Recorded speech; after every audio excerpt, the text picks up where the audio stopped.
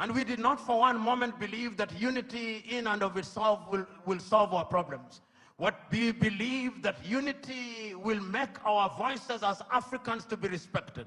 Because the rest of the world is not bothered about our Ghanaianness or our Tanzanianness. He did not say this, but I'm adding, but our Nigerianness or Ugandanness.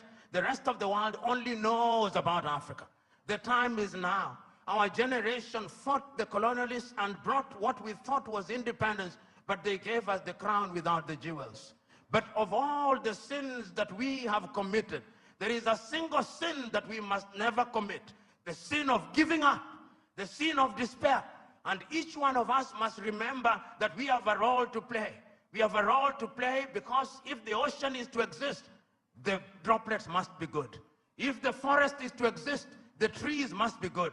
Play your part and let the results be the testimony of your efforts. This is Muta Baruka. We want to present to you a wholesome kind of level of consciousness right now. So subscribe and tell your friend them. This is Muta Baruka. If it is the history of the continent,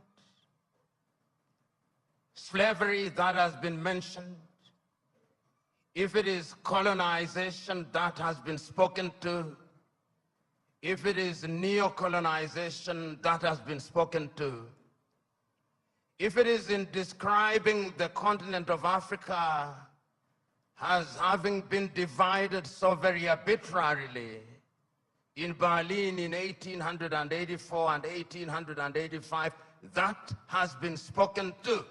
And we have been told so very correctly how that continues to bedevil the continent of Africa and to undermine our attempts at unity. Those of you who are students of history will remember that in 1963 in Addis Ababa, Ethiopia, and in 1964 in Cairo, Egypt, the debate was, should we redraw the boundaries? It was agreed by the founding fathers then that that would be an exercise in fueling conflict, and that if we were moving towards unity, then redrawing boundaries was unnecessary. The OAU was, of course, founded in 1963, a weak organization which, as it were, introduced the concept of inviolability of boundaries and placed emphasis on sovereignty. We have been told that that could very well be the reason why Africa's growth has been stunted. There are those, and the SMO has told us so very effectively, that upon consultation with the gods, he has been told very useful things, and the gods are right in the revelation that they have made. The gods are right in saying that we have suffered in many ways and continue to do so, and that therefore the post-independence African country or countries are bedeviled by many things. That could be a reason. It has also been said that part of the reason why we have not realized our potential is because we make the wrong choices. And that could very well be true. And my brother, who spoke about choices so very well, told us that it all rests on the choices that you make. And you who are Christians will remember that at critical moments, even in the Christian tradition, it has always been a question of choices.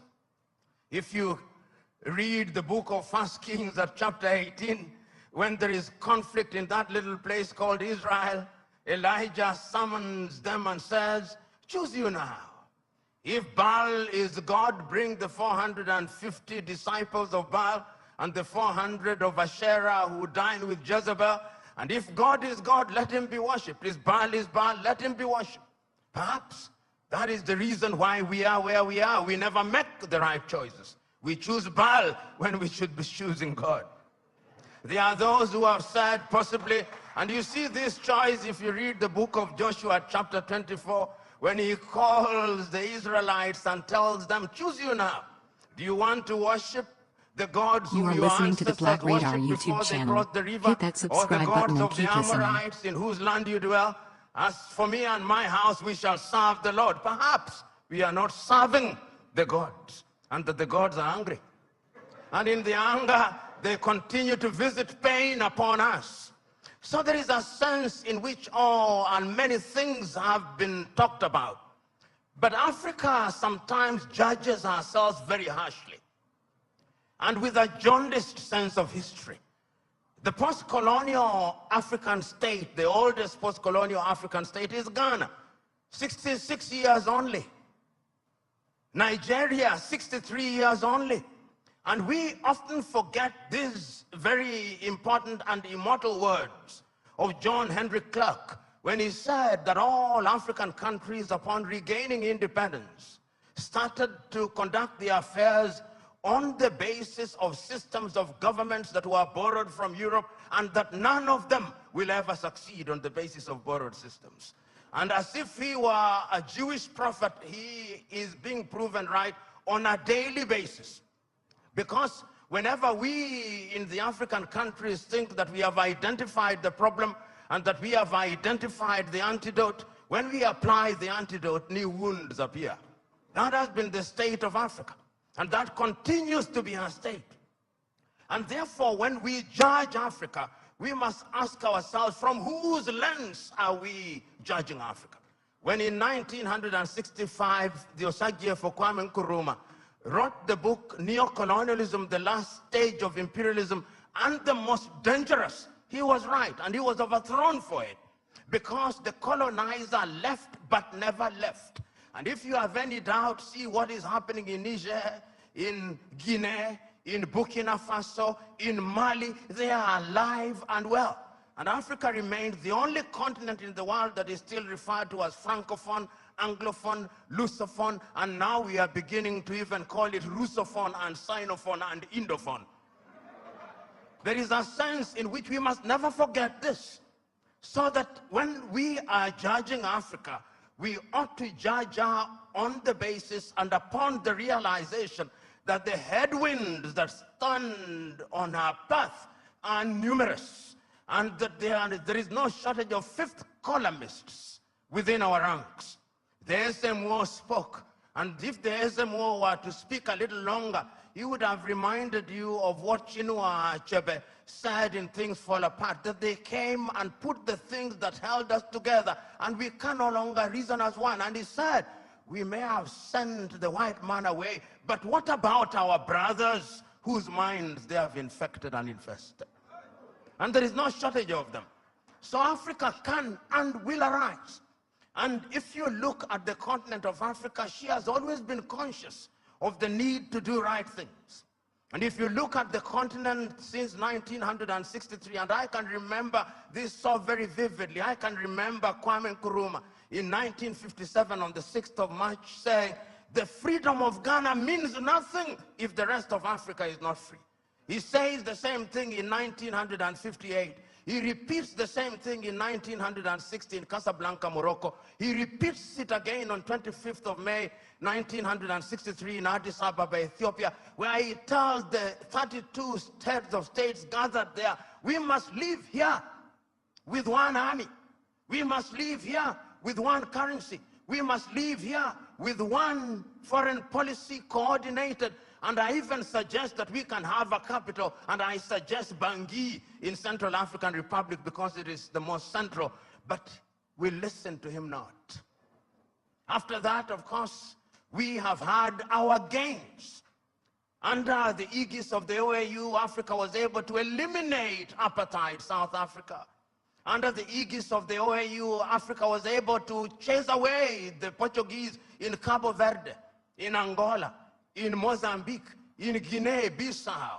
Under the aegis of the OAU, Africa was able to chase away the apartheid regime in what is now Namibia and the Ian Smith regime in what is now Zimbabwe. Let us not judge ourselves too harshly. We have made our mistakes, but sometimes it is proper, as my sister said, that we see half full glass rather than half empty. We must not debilitate ourselves by constantly bashing ourselves and looking at Africa from jaundiced eyes from Europe and America. And I'm suggesting to you, we have and will continue to make our mistakes. Look at Africa and the decision that she has made for herself over the years. As early as 1980, Africans sitting here in Lagos, Nigeria, came up with the Lagos Plan of Action. And the Lagos Plan of Action told Africa, in order for Africa to realize our potential, we must trade amongst ourselves. But the neo-colonizer was not resting. A little earlier, 5 years earlier, the neo-colonizers had sat down in Lomé, in Togo, not too far from here, and came up with an agreement of African and European and Pacific countries. And when that did not work, they sat again in Cotonou, here in Benin, and came up with the Cotonou Agreement. They are never resting. We must never forget that. The neo-colonialist is alive and well, and is always trying to frustrate what we do, because Africa is their hunting ground. And we did not stop there. When we are doing things, you tell me what Africa has not tried to do. In terms of the airspace, we agreed in Yamoussoukro, in La Côte d'Ivoire, that we will open our airspaces. You are listening to the Black Radar YouTube channel. Hit that subscribe button and keep listening. Here in Nigeria in 2001 and said we are going to spend not less than 15% of our budget in the health sector. We sat in Malabo, Equatorial Guinea in 2014 and said we were going to focus on agriculture. We sat down in Maputo in 2013 and said we were going to ensure that our women were mainstreamed in the activities of Africa. We sat down in Abuja in 2014 and said we were going to have free movement of people, and once again sat down in Kigali, Rwanda 2018 and said we were going to eliminate visas. We sat down in Abuja and said that we were going to silence the guns in 2013. We did not. And we sat down in 2020 and said we were going to silence them. And now the guns are alive and well. And who are supplying us with the weapons? It is not us. It is others. Should we blame them? Yes, we should. Should we blame ourselves? Yes, we should. So Africa has always been a battleground. And the rhetoric that we see and the manner in which we ourselves are educated. My sister talked about education. But really, what are we teaching ourselves? It is fella Nicola Pokuti said, "Teacher, don't teach me nonsense."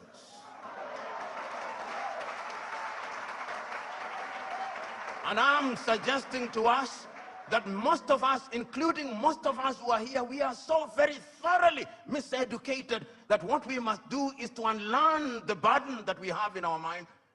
Those of us who are lawyers, when do we feel happiest? When we cite an English authority to determine a land case in Abeokuta. When we talk about the reasonable man, we don't talk about the reasonable man in a keke, in a papa. We talk about the reasonable man being the man in the Clapham omnibus in London, England. That is how miseducated we are. And until we are re-educated, we who are present here are part of the danger to Africa. Because even in our unguarded moments, I went several years ago to the university at Harvard and talking to students, and one of them said that Harvard was the best school in law, in teaching of law. I said, whose law? Nigerian law? Ugandan law? Zimbabwean law? They can only be best in teaching their law, not ours. And I've seen we who are in this space of education, somebody spends 6 years at Unilag, and when they go to Harvard or Stanford for 3 weeks for a short course where they spend most of the time taking tea, he comes back and says, an alumni of Harvard.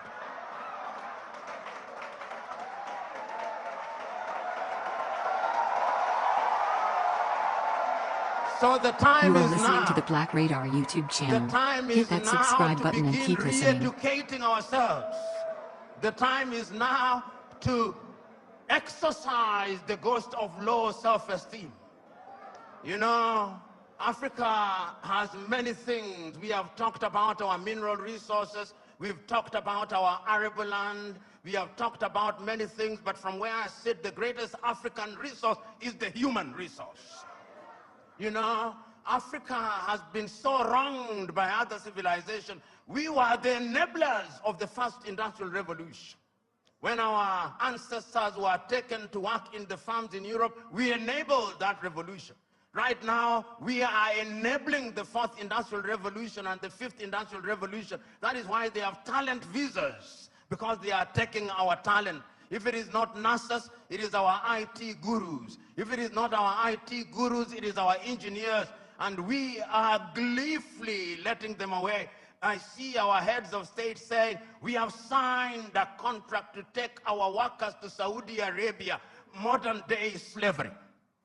And you know, just this morning, my wife sent me a proverb from Turkey that when you elect a clown and you think that he will be a king, what he does is to convert the kingdom into a circus. And I am suggesting to us that that is part of the African problem, because it starts with political hygiene. Most of Africa is suffering because we do not have democracies. We have kakistocracies. And kakistocracies are governments by our very worst. This is what we must deal with, and this is what we must say. Who do we elect into our public offices? Because, as I've said before, when you allow hyenas to take care of goats, why should you be surprised when the goats are eaten? This is the same. And Africa is only going to realize our potential in all areas when, by dint of choice, we enable and allow our best men and women to serve in different areas. I've heard it being said about Lee Kuan Yew in Singapore. I've heard it being suggested about Mahathir Mohamad in Malaysia. I've heard it being said about Japan. I've heard it being said about other countries. But there was a conscious decision on the part of those individuals and the followership. We always talk about leaders, but we never talk about the followers. The followers must also style up. Africans on average are for some reason attracted to thieves. Africans are for some reason attracted to men and women who cannot serve her. And when they are not served, then they complain. When Africans are told, choose you now whom we shall release, Jesus of Nazareth or Barabbas, they say, release Barabbas. And when Barabbas behaves like Barabbas, they say, why are you not behaving like Christ? It cannot be done. And this is what we must do. And I am submitting to us that it can be done and it should be done. I know a number of African countries, and I travel this continent sufficiently to know that there are African countries that are doing well. They are trying. There is no nation without trials and tribulation. We are fond of talking about the United States of America as an exemplar of that which is good and bad. When they said in 1776 that they held certain truths to be self-evident, that all men were born equal, that they were endowed by their Creator with certain unalienable right, that among those were life, liberty, and the pursuit of happiness. Were blacks included? No, they were not. Did they not fight a civil war? Yes, they did. Are they not frustrating people until 1963? Did George Floyd, was he not killed only recently? There is not a single nation without trials and tribulation. And we must therefore remind ourselves that we have the wherewithal to catapult Africa into a different orbit. And Nyerere of Tanzania once said, we must also define what development means. And he said, development does not mean necessarily the building of skyscrapers. There is nothing wrong with that. But let the Americans go to the moon. We are going to provide water to our villages. We must define what development means. And once we define what development means, and we define ourselves, then Africa shall realize our potential. In 1996, Thabo Mbeki talked about an African. Who is an African? Who are you? Define yourself first. The Chinese define themselves. The Indonesians define themselves. The Koreans define themselves. We must define ourselves and begin to believe in our institutions. You know, and I see it in this part of the world. When we want to look at our economy, we say, what does Moody's say? And Moody's is very moody when they come to Africa. Moody's. Can the Department of Economics at UNILAG not do that? Can't they? McKinsey, an American outfit, they are the ones who come here and tell us how our economy is behaving. When the American dollar as much as sneezes, the naira goes into a coma. Why? 63 years after independence in Nigeria, 66 in Ghana, 61 in Kenya, and many other countries, we still believe that somebody else's currency is what must define us. 63 years after independence, we are still importing chicken as if our chicken forgot how to lay eggs.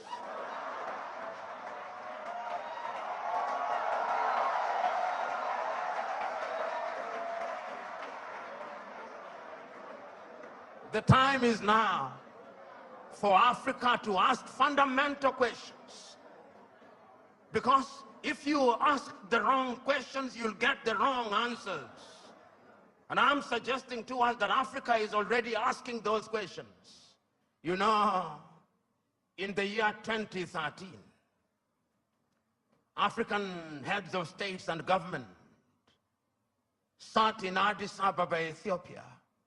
That was during the chairmanship of South Africa's Nkosazana and Dlamini Zuma. And they decided that we can no longer continue to live in this muck and mire.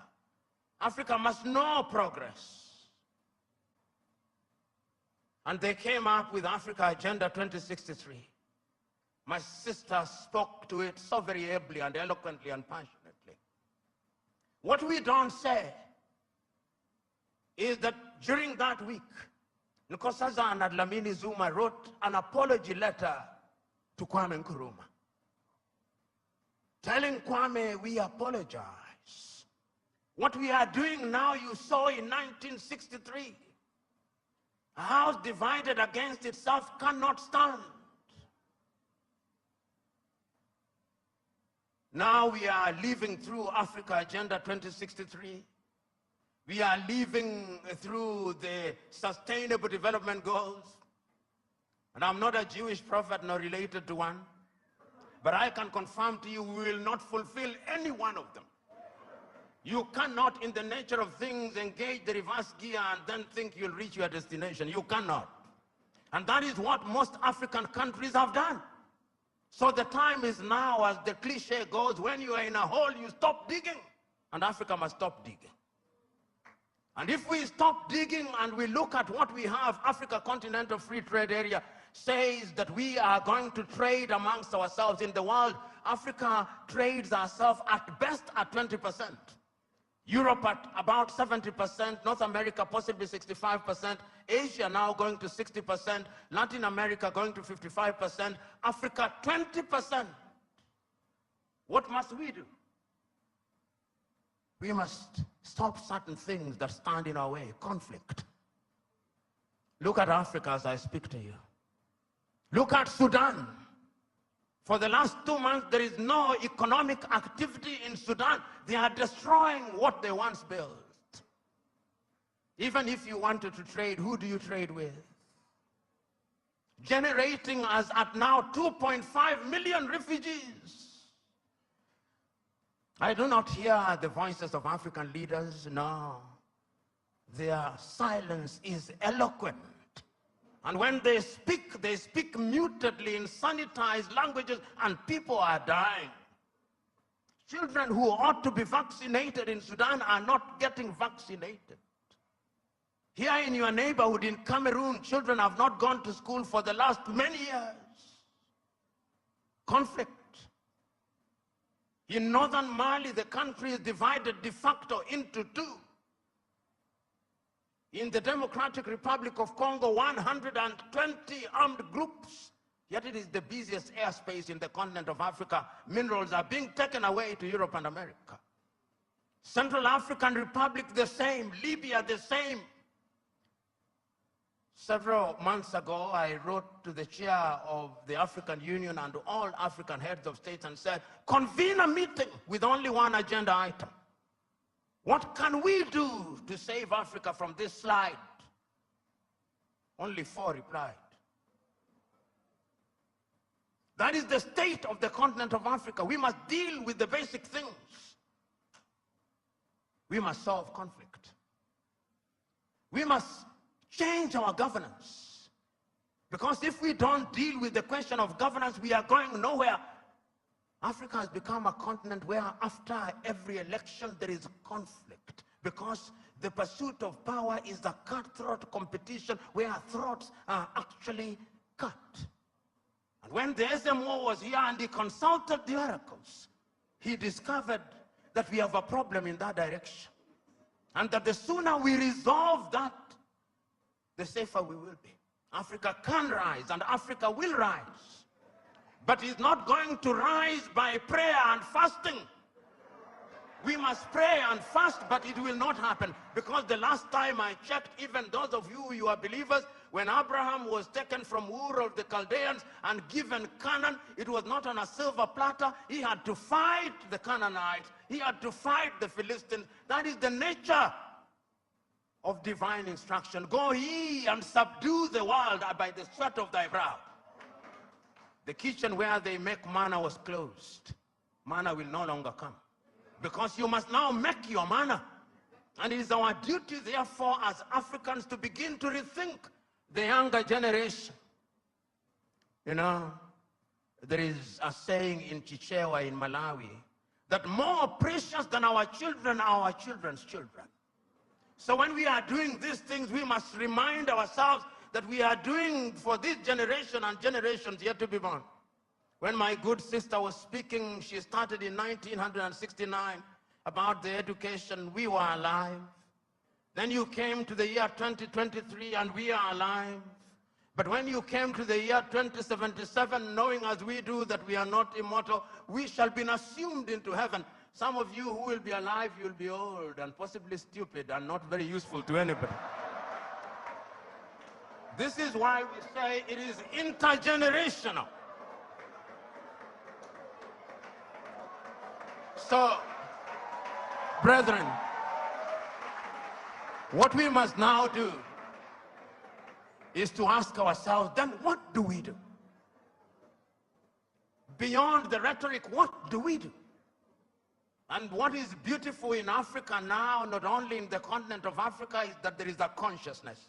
You know, I'm in a church setting, and sometimes it is good to remind you, for those of you who believe and believe rightly, even in the Bible, sometimes those who are saying the right things think that they are the only one, thinking in silo.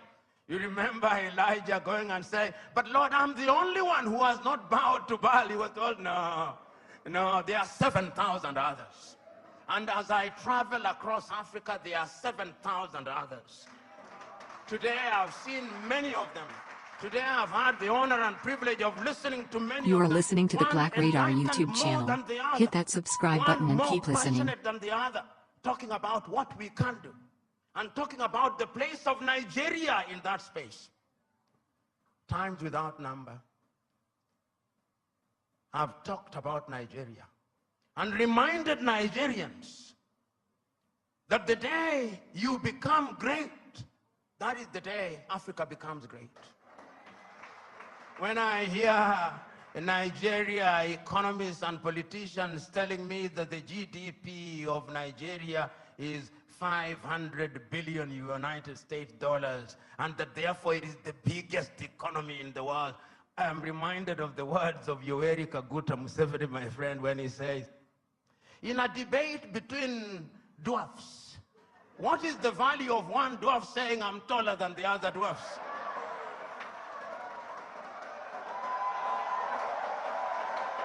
You are still a dwarf. This Nigeria is capable in 5 years of becoming a 3 trillion GDP economy. The fundamentals are there. Talk of human resource. And I think it is my sister, you go to anywhere in the world, tell me, engineering, artificial intelligence, space, Nigerians. The saying goes, if you go to any part of the world and you do not find a Nigerian, run away from there. Because there is nothing to be done there. It is these Nigerians who will move the country. I keep on reminding my Nigerian friends, you say you are 220 million. No, you are not. I suspect you are 300 million. And if my suspicion is correct, you owe this region and this continent the talent. You know, when people talk about instability in Nigeria, I ask them, can you handle refugees from Nigeria? Can you? You cannot. They'll overwhelm the entire West Africa. So it is in Africans' genuine desire that Nigeria remains great and becomes great. All the ingredients are there. Writing in 1983, Chinua Achebe, in his book, The Trouble with Nigeria, said that it is simply and squarely a problem of leadership. That is an African problem, and I also want to say it is also a problem of followership. Before the Ezemwe started speaking, he talked about what is expected of him in the village. When you are appointed into a public office in Africa, they actually expect you to be a thief. And if you don't steal, they say you are not wise. So in the minds of many people in Africa, Abuja and Lagos are hunting grounds where they send their sons and daughters to steal, to take antelopes, which they share in the village. That thinking must change, because service for humanity is what we must look at. And I have no doubt in my mind that Africa can do it. When I look at Africa and I look at Nigeria, I see an Africa that is capable of rising because our sons and daughters now present in the continent and even in the diaspora. You go and see the Africans in the diaspora, whether they are in Antigua and Barbuda, and my good friend here, the ambassador of Antigua and Barbuda, Wallace Williams, Trinidad and Tobago, will agree with me in that regard. You go to St. Vincent's and Grenadines, you go to Jamaica, everybody now wants to come and invest in Africa. But we must make the circumstances right. So we must improve our politics. We must make our laws enabling. We must improve our agriculture. We must improve our health. We must improve our education system. We must improve the quality of the environment so that we stop our young men and women dying in the Mediterranean Sea, dying off the coast of Dhaka, going into modern day slavery in Saudi Arabia, in that part of the world. It can be done. We have seen it done during our lifetime. We have seen South Korea do it. We have seen China do it. We are seeing India do it. We can see Indonesia doing it. We have seen Vietnam after the war doing it. And within the continent of Africa, there are other examples. We have seen Rwanda rise like a phoenix during our lifetime. We have seen Botswana do it. We have seen Cabo Verde do it. We have seen Mauritius doing it. It can be done. And if we agree that it can be done, what we must now do is to take a solemn vow. And that solemn vow must come from these words spoken by Julius Kambarage Nyerere on the 6th day of March 1997 in Accra, Ghana, when he was called upon to be the guest on the 40th anniversary of Ghana's independence. This is what he said, and I say this, then I shut up and sit down. Mwalimu said, when Kwame Nkrumah told us in 1963 that we ought to unite, we agreed with him. And we did not for one moment believe that unity in and of itself will solve our problems. What we believe that unity will make our voices as Africans to be respected, because the rest of the world is not bothered about our Ghanaianness or our Tanzanianness. He did not say this, but I'm adding, but our Nigerianness or Ugandanness. The rest of the world only knows about Africa. The time is now. Our generation fought the colonialists and brought what we thought was independence, but they gave us the crown without the jewels. But of all the sins that we have committed, there is a single sin that we must never commit: the sin of giving up, the sin of despair. And each one of us must remember that we have a role to play. We have a role to play, because if the ocean is to exist, the droplets must be good. If the forest is to exist, the trees must be good. Play your part and let the results be the testimony of your efforts. God bless. The informative information presented in this video is motivational and is positively aimed at inspiring, educating and entertaining the viewers with the cutting edge of critical reasoning. If you enjoy the contents on the Black Radar YouTube channel, please consider subscribing to show your support.